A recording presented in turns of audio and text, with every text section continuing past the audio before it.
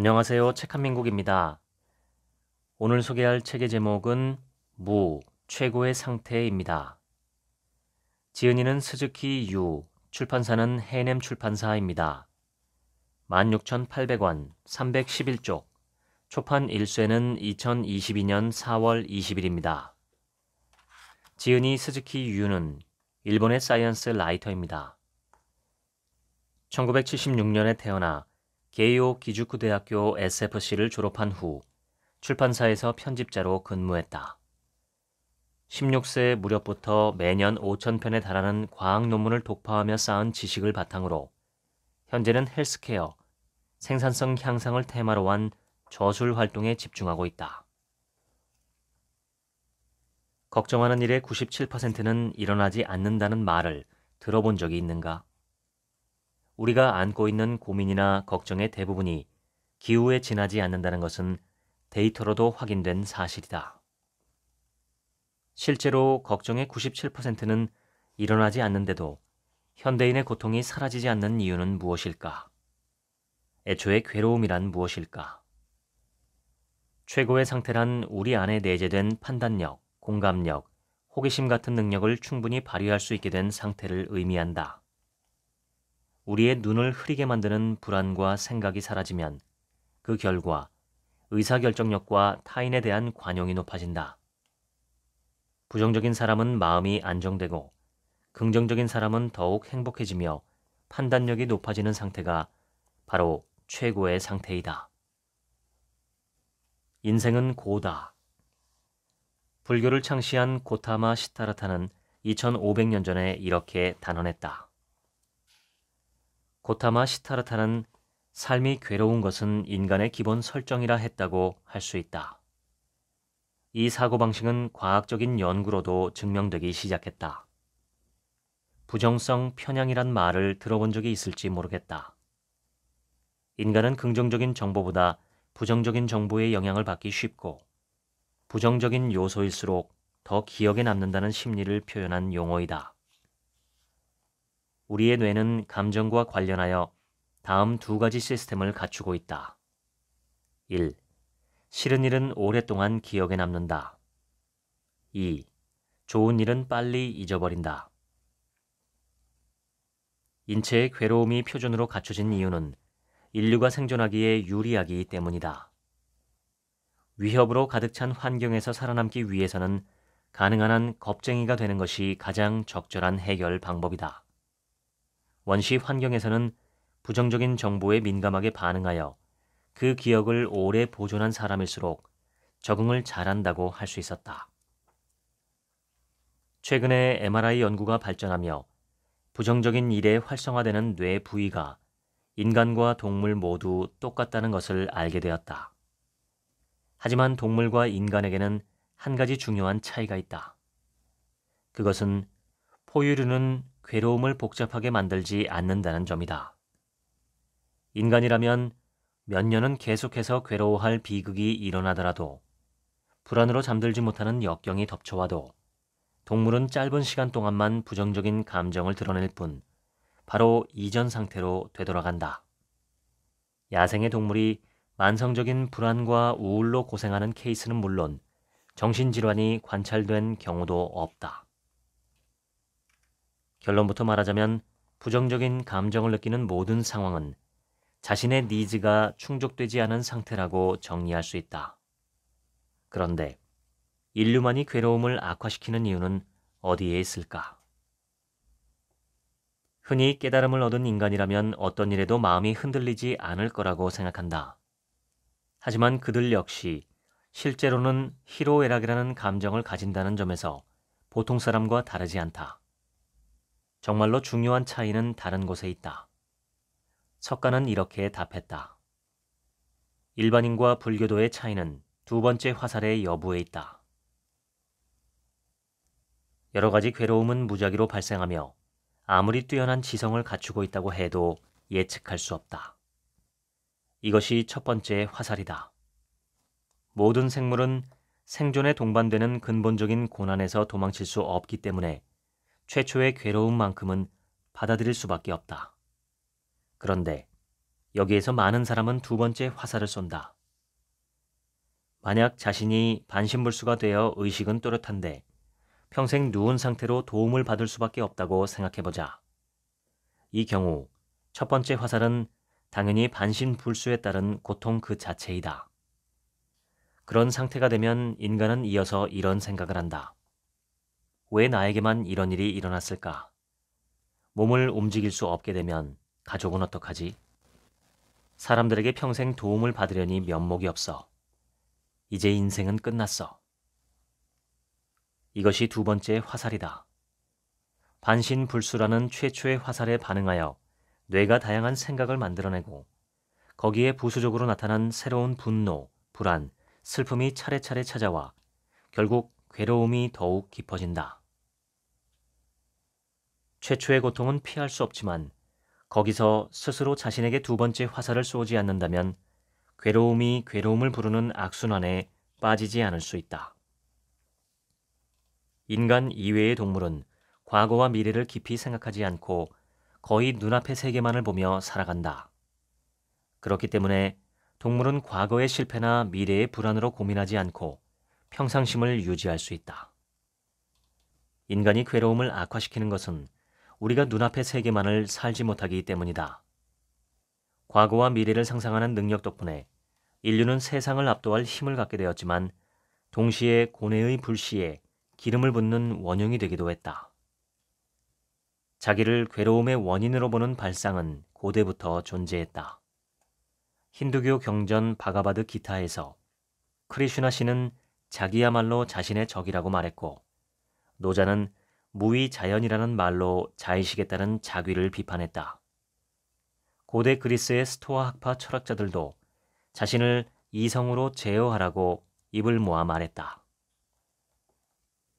우리의 자기는 인류의 생존을 위해 진화한 시스템으로 외부 위협에 반응하여 기능을 발동한다. 자기가 사라지는 것은 드문 일이 아니다. 자기가 사라져도 우리는 작동한다. 사실 자기가 사라지는 경우는 얼마든지 존재한다. 대표적으로 극도의 집중 상태에 돌입했을 때, 게임에 푹 빠져 시간이 눈 깜짝할 사이에 지나가 버리거나 소설 속에 몰입하여 문장을 열심히 좇을 때, 마음 맞는 동료와 대화하며 분위기가 달아올랐을 때 같은 상황을 떠올려 보면 이해하기 쉽다. 거기에는 자기의 감각은 없고 마치 눈앞에 일어나고 있는 일과 하나가 된 것 같은 감각만이 있을 것이다. 자기는 일상적으로 생성과 소멸을 반복하며 나는 없어도 문제되지 않는 상황이 많이 존재한다. 자기는 인간이 가진 많은 생존 도구 중 하나이며 감정과 사고라는 다른 기능과 다르지 않다. 인간의 뇌가 이야기 제조기라는 견해는 최근 신경과학 분야에서 자주 거론된다. 우리의 뇌는 이야기를 만들어내기 위해 탄생한 기관이라는 이론이다.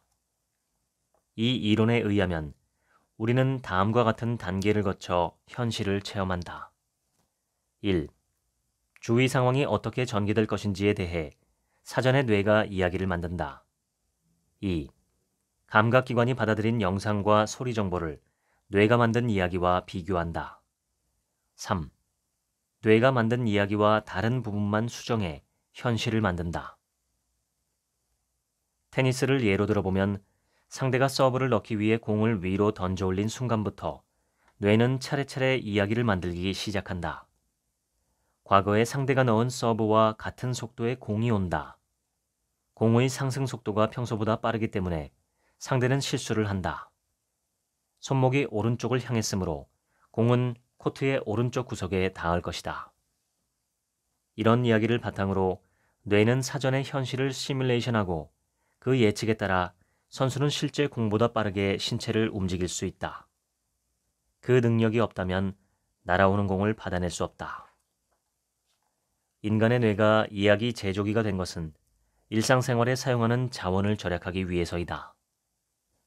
고대 그리스 철학자 플라톤이 사람의 눈에 비치는 현실 세계는 진실의 그림자에 지나지 않는다고 주장했듯 우리는 결코 현실을 있는 그대로 체험하고 있지 않다. 가상현실 헤드셋을 쓴 것처럼 뇌가 만들어낸 시뮬레이션 세계를 계속 살아가고 있는 것이다. 예를 들어 친구가 갑자기 냉담한 태도를 보였다고 하자. 그때 인간의 뇌는 바로 현상을 설명해 줄 이야기를 찾기 시작한다. 바쁜 사람은 살갑게 대하지 않는다라는 무난한 이야기를 선택한다면 다음에 다시 연락해보자 라고 가볍게 생각하고 지나갈 수 있다. 즉, 괴로움이 첫 번째 화살만으로 끝나는 상태이다. 반면 여기서 내가 나는 사랑받지 못하는 사람이다 라는 일그러진 이야기를 꺼낸다면 상황은 달라진다. 나를 미워하는 것은 아닐까? 혹은 내가 뭔가 잘못했나? 이런 생각들이 떠오르고 머릿속에서 그런 생각이 계속해서 반복될 것이다. 이런 현상이 일어나는 것은 나라는 존재가 다양한 이야기와의 관계성에 의해 만들어지기 때문이다. 이를 바탕으로 생각해보면 있는 그대로의 내가 되자, 나답게 살자 같은 조언이 얼마나 난감한 것인지 알 수 있을 것이다. 아무리 진정한 자신을 찾고 싶어도 우리가 어떤 인간인지는 주변의 이야기에 따라 일정하게 변하기 때문이다.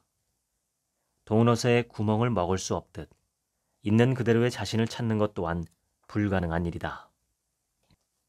여기에서 가장 어려운 문제는 인류의 뇌가 현실보다 이야기를 중요하게 여기도록 설계되어 있다는 점이다. 우리가 일상생활 속에서 겪는 현실은 실제 세계에서 얻을 수 있는 데이터를 대부분 반영하지 않고 거의 뇌 안에서 만들어진 이야기로 형태를 만든다. 우리에게 자기란 익숙해진 집과 같은 것이다. 믿을 것도 없는데 자신의 집을 버리라는 말을 들으면 누구나 당황할 것이다. 특히 인생에서 오랫동안 자의식 과잉의 상태에 있었던 사람일수록 자기를 잃는 것에 공포를 느껴 반대로 자기에 딱 달라붙어 있고 싶은 욕망이 증가하는 경우도 종종 있다. 일본의 불교의 선 사상을 널리 알린 13세기의 도겐 스님은 이런 말을 남겼다. 불도를 배운다는 것은 자기를 배우는 일이고 자기를 배운다는 것은 자기를 잊는 일이다. 자기를 배우는 것은 우리가 어떤 이야기로 구성되어 있는가를 아는 것이라고 바꿔 말할 수 있다. 1. 우리의 행동을 속박하는 악법을 파악한다. 2. 악법에 대처하는 방법을 배운다. 자기를 배우기 위해서는 이 두 가지 포인트를 확보하는 것이 중요하다. 인간은 스스로 괴로워한다. 우리 뇌는 항상 불필요한 규칙을 만들어 그것을 마치 현실인 것처럼 지각시킨다. 그 결과 인류의 고민은 끝없이 이어진다. 자신이 어떠한 규칙에 조종당하고 있는지를 아는 것이 올바르게 자기를 배우는 첫걸음이다. 심리 도식 치료에서는 악법의 패턴을 18종류로 분류한다. 악법 1. 포기. 이 사람은 어떻게 해도 가족, 친구, 연인 등 친밀한 사람을 전폭적으로 신뢰하지 못한다.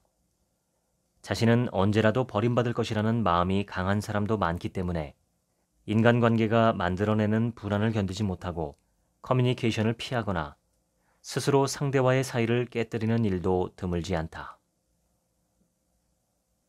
악법 2. 불신. 다른 사람은 분명 나를 속일 것이라거나 이용하려 한다고 생각하며 타인에 대한 불신을 항상 마음에 두고 있는 악법이다. 악법 3. 박탈. 자신이 원하는 감정적인 지원을 얻을 수 없다고 생각하는 악법이다.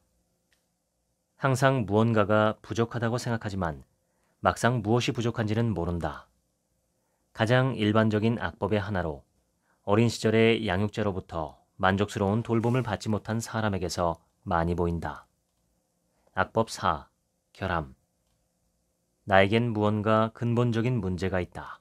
나는 열등하다와 같은 신념을 갖게 하는 악법으로 유소년기의 학대, 방치, 거절로 인해 생기는 경향이 있다. 뇌에서 끊임없이 자기 혐오나 자기 비판을 만들어내기 때문에 마치 자신이 가치가 없는 것처럼 느낀다. 악법 5. 고립. 주변 사람들과 어울리지 못하고 겉돌며 모두 나를 이상하게 생각한다고 여기게끔 만드는 악법이다. 악법 6. 무능. 일상 문제에 잘 대처하지 못하거나 살아가기 위해서는 다른 사람이 필요하다고 믿는 악법이다. 악법 7. 취약. 무언가 안 좋은 일이 생기지 않을까 같은 공포를 만들어내는 악법이다. 악법 8. 미분화. 다른 사람의 욕구나 감정에만 신경을 쓰고 정작 자신에 대해서는 소홀해지는 악법이다.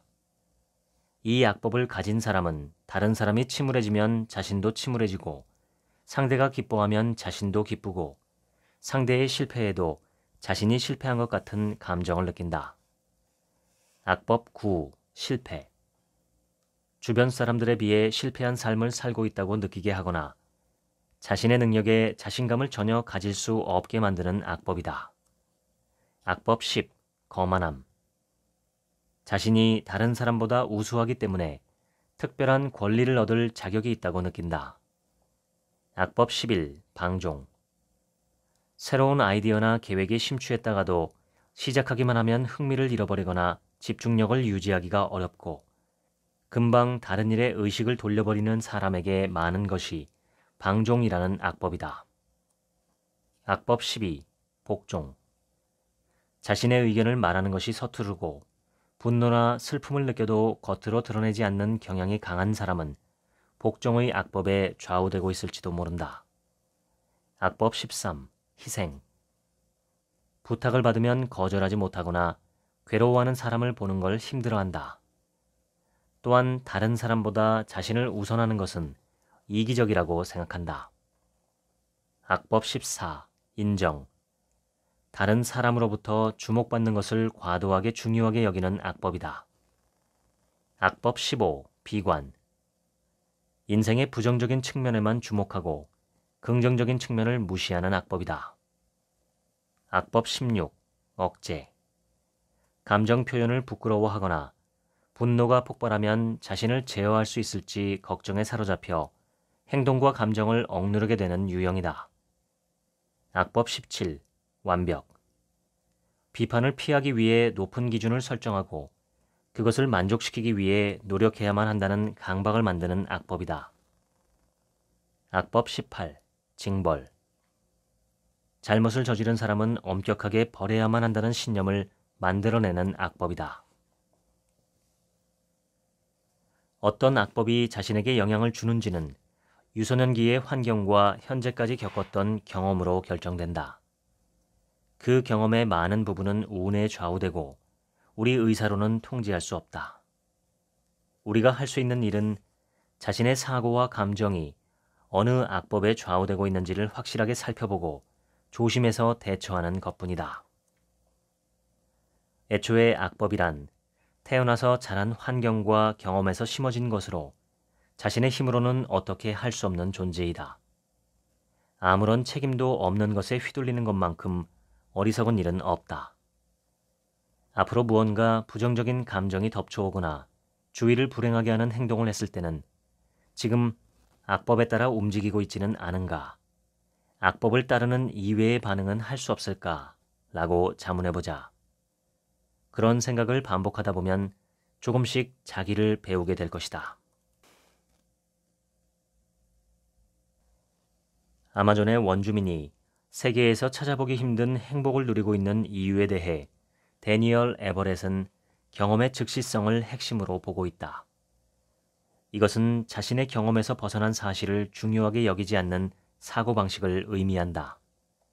간단히 말하면 모든 것을 있는 그대로 받아들이는 자세를 가리킨다. 그 증거로 피라 항족은 실제로 보고 들은 것만 이야기하는 경향이 있다. 물고기를 잡았다. 카누를 저었다. 아이와 함께 웃었다. 친구가 말라리아로 죽었다. 그들의 모든 대화는 현실에 있었던 직물적인 주제를 바탕으로 하며 가공의 이야기는 거의 찾아볼 수 없다. 돈이 좀 더 있었더라면, 그때 다른 행동을 했더라면 같은 화제는 꺼내지 않는다. 바꿔 말하면 피라 항족의 대화에 과거와 미래는 존재하지 않는다. 그 덕분에 내일의 일을 전전긍긍하며 고민하지 않고 과거의 실패에 사로잡혀 있지 않으며 그저 눈앞의 현재만을 즐길 수 있는 것이다.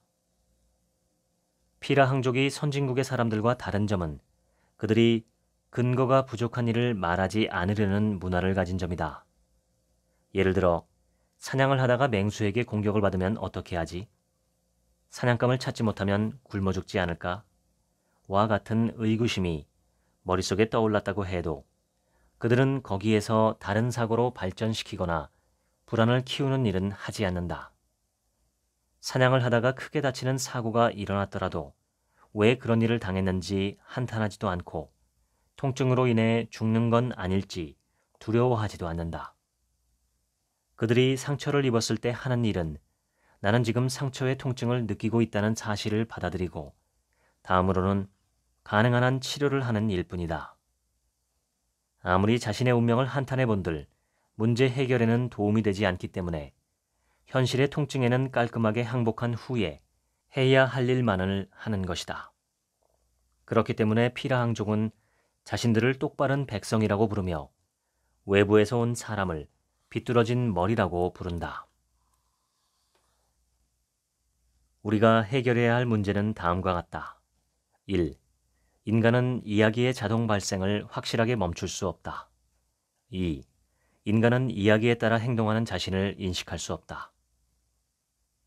다행히도 현대에는 신경과학 및 심리요법의 연구가 발전하여 임상 테스트에서 좋은 효과를 인정받은 대책이 존재한다. 그 대책이란 정지와 관찰 두 가지이다. 정지란 뇌의 자원을 다른 무언가에 사용하여 이야기의 제조기능 그 자체를 멈추게 만드는 방법이다. 우선은 정지의 사고방식을 이해하기 위해 선문답은 왜 어려운지 생각해보자. 부처란 무엇입니까? 라는 질문에 마삼근이다 라고 대답한 동산 스님이나 말은 대변 덩어리다 라고 대답한 운문 스님 등 의문이 가득한 에피소드가 끝이 없다. 대체 과거의 고승들은 무슨 이유로 이런 의미불명의 이야기를 중요하게 여겼을까? 패러독스의 틀 내에서 골치를 앓다가 문자 그대로 뇌세되는 것이 선문답의 출구이며 해결책을 깨달을 때까지 계속해서 고민해서는 안 된다. 선문답의 역할은 다양한 자의적 정보에 대한 해석을 거부하며 자신을 말소시키는 것에 있다. 선문답은 명확한 답이 있는 퀴즈가 아니라 애초에 유일한 해석이 나오지 않도록 의도적으로 설계되어 있다. 의미 불명의 우화에 대해서 굳이 끝까지 생각하여 사고 회로를 마비시켜 자기를 지워버리는 것이 선문답의 목적이라는 것이다. 두 번째 대책인 관찰은 문자 그대로 자신의 뇌에 떠오른 이야기를 가만히 바라보는 작업을 의미한다. 관찰의 원리를 사용한 방식은 기원 전부터 세계 각지에서 사용되어 온 정신 수양 방법의 하나로 선종에서 사용하는 좌선, 원시불교의 위파사나 명상, 기독교의 묵상, 고대 인도의 요가, 힌두교의 디아나 등 다양한 종파에서 이어져 내려오고 있다. 많은 종파에 그저 관찰한다는 방식은 보편적으로 존재하는 것이다. 존스 홉킨스 대학교 등의 연구팀에 따른 메타 분석에서는 좌선과 명상에 관련된 과거의 연구에서 3,515명의 데이터를 정리하여 자신의 생각과 감정을 관찰하는 훈련을 8주간 계속하면 불안과 우울 증상에는 0.3, 통증에는 0.33의 유효량이 있다고 보고했다. 0.3포인트라는 수치는 일반적인 약물 치료에 상당하는 수준이다. 더 최근에는 관찰 훈련으로 뇌 구조가 변한다는 보고도 증가하고 있다. 관찰 훈련에서는 신체 컨디션이 나쁘거나 내면에서 불안한 마음이 들어도 일단 그것들을 방치하고 그대로 계속 바라보는 태도를 요한다. 외부 세계의 변화를 쓸데없이 자신의 일로 여기지 않고 그저 뇌에 발생한 현상의 하나로 계속해서 관찰하는 것이다.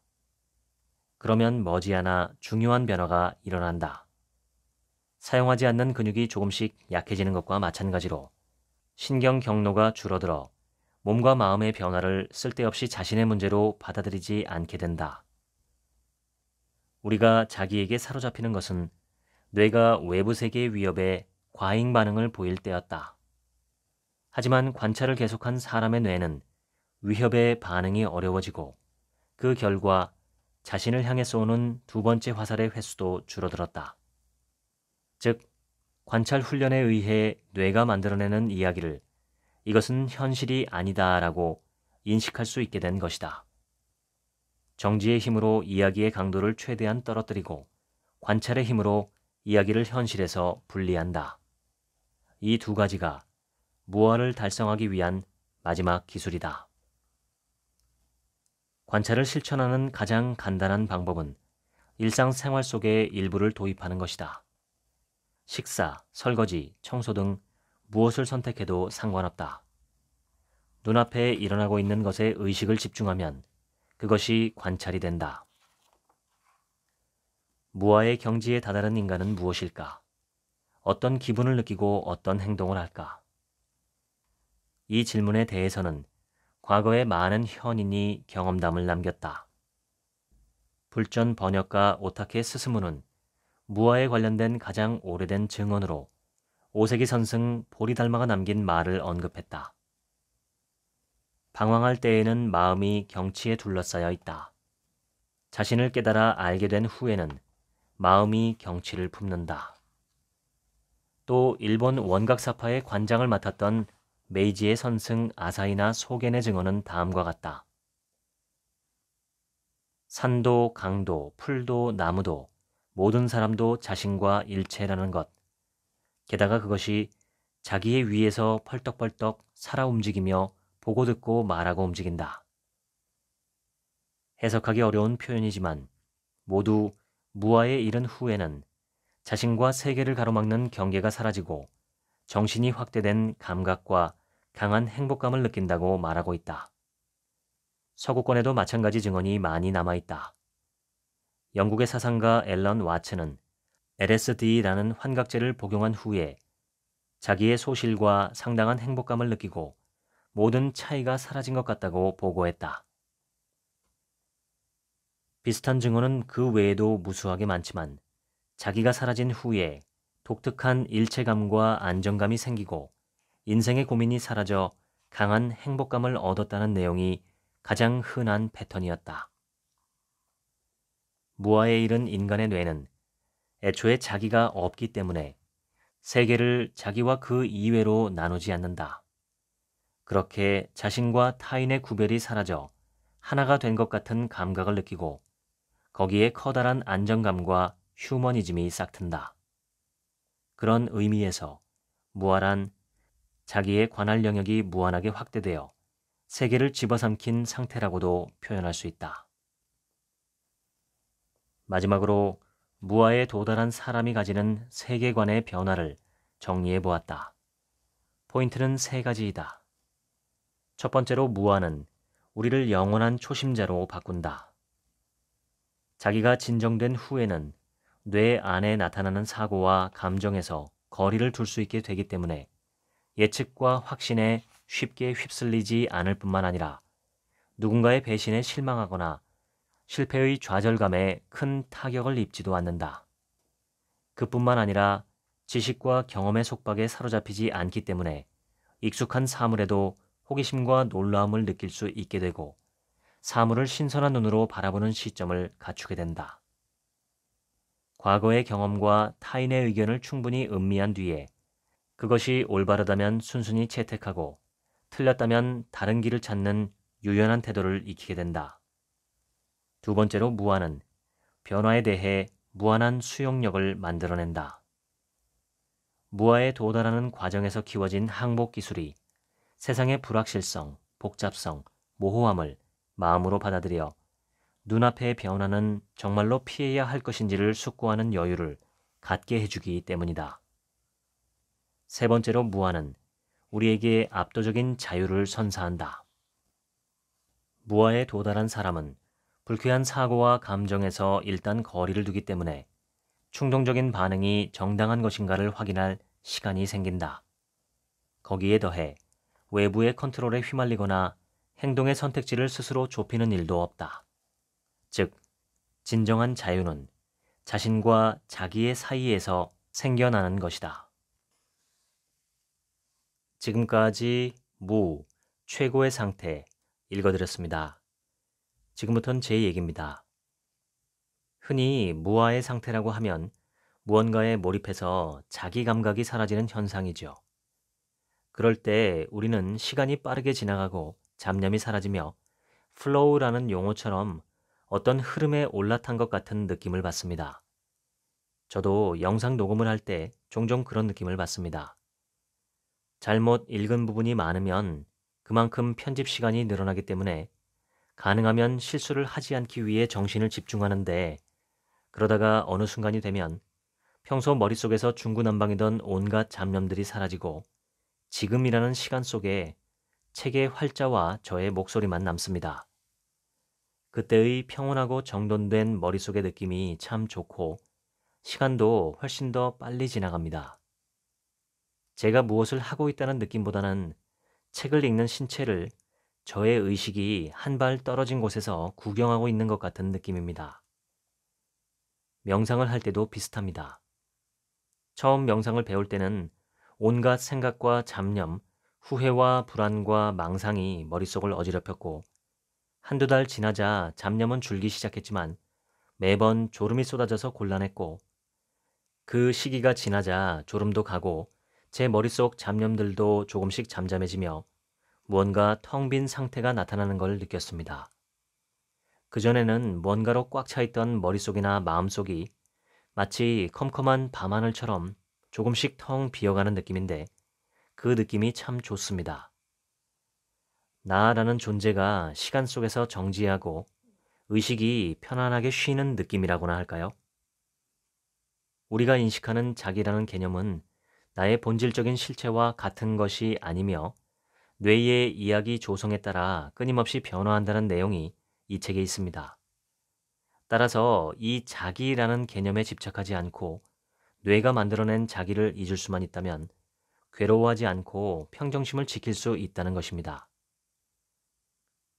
다만 우리는 일상생활에서 신체적인, 정신적인 고통을 자주 겪기 때문에 이런 고통을 담는 그릇인 자기라는 개념이 본래 없는 것이며 잊을 수도 있다는 주장을 선뜻 받아들이긴 어렵습니다.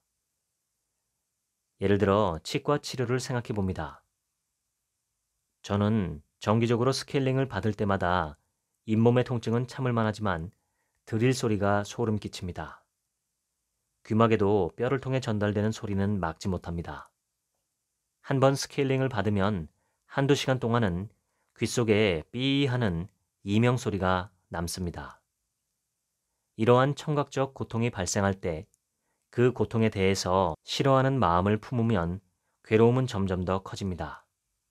하지만 그냥 그런 신체적 괴로움이 지금 있구나 하고 길거리에 싸움 구경하듯 나의 신체를 바라보기만 하고 거기에 대해서 더 이상의 생각이나 마음을 내지 않을 때 심적인 괴로움은 발생하지 않습니다. 한마디로 몸만 아프고 마음과 정신과 의식은 스트레스가 없습니다. 그 느낌은 정말 기묘하면서도 시원합니다. 이렇게 신체적인 고통과 심리적인 괴로움이 분리되는 것이 가능하다는 것을 예전에는 상상하지 못했는데 지금은 그것이 가능하다는 것을 체험을 통해서 조금씩 배우고 있습니다. 이 책에 나오는 정지와 관찰의 기술이죠. 붓다가 말한 두 번째 화살을 쏘지 않는 것입니다. 현실에 우리는 2번 아니라 20번, 200번이라도 반복해서 스스로에게 화살을 쏩니다. 수십 년 전에 지나간 일에 대해서도 거듭거듭 수십, 수백 번의 화살을 스스로에게 쏘며 괴로워하는 어리석은 행동이죠. 저의 명상 선생님은 이것을 부정적 감정의 카타르시스, 즉 쾌감 때문이라고 말합니다.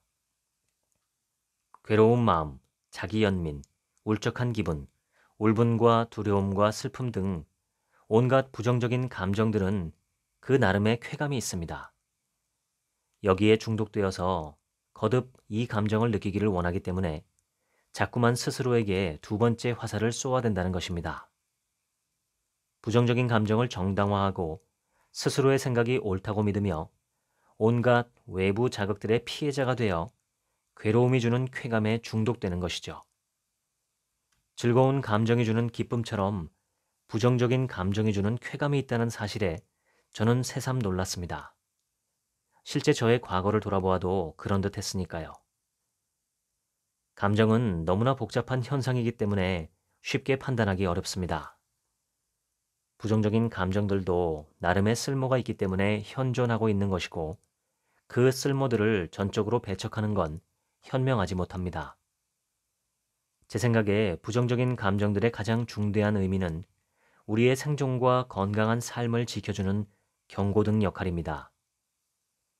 누전이 발생하거나 과전류가 흐를 때 퓨즈가 끊어지고 정전을 일으켜 경고를 해주는 것처럼 우리가 잘못 가거나 해를 당하지 않도록 부정적인 감정들의 경고등 역할은 꼭 필요합니다. 그러나 언제나 문제는 우리가 그것들의 의미를 과대평가하고 지나치게 큰 고통을 계속해서 생산하며 시작됩니다. 우리의 생각이 현상을 악화시키는 일을 막지 못하면 우리는 언제나 부정적 감정의 노예로 끌려다니며 괴로움을 겪을 수밖에 없습니다. 저자는 18가지의 악심을 소개합니다. 여기서 악심은 그냥 나쁜 생각이라고 하면 됩니다.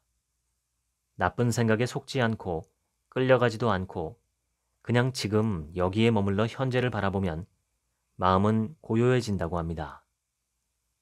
외부의 부정적인 자극에 맞서 싸우려 하지 않고 고통은 고통 그대로 받아들여 수용하되 그 이상 넘어가지는 않고 거기서 그냥 끝낸다는 것입니다.